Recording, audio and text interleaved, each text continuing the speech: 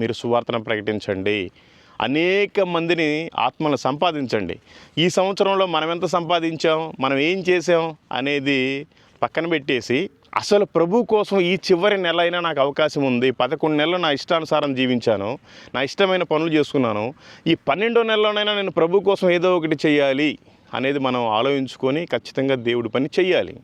ఎందుకంటే మీకు అవకాశం ఉన్నప్పుడే చేయాలి, అవకాశం పోయిన తర్వాత చేయడానికి వీలు కాదు.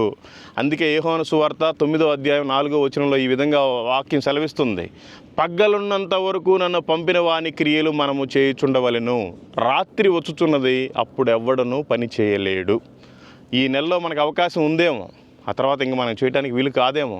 అనేకమైన చట్టాలు మారుస్తున్నారు, అనేకమైన కోర్టులు కూడా వేరే వేరే చెప్తా ఉన్నాయి, తీర్పులు కూడా వేరే వేరేగా ఇస్తున్నాయి. అందుకని ఏ రోజు ఎలా ఉంటుందో తెలియదు, మంద కూడా ఏ రోజు చివరి రోజో తెలియదు. ఉన్నంత వరకు ఈరోజు మనం ఎంతమందికి సువార్తను చెప్పాం,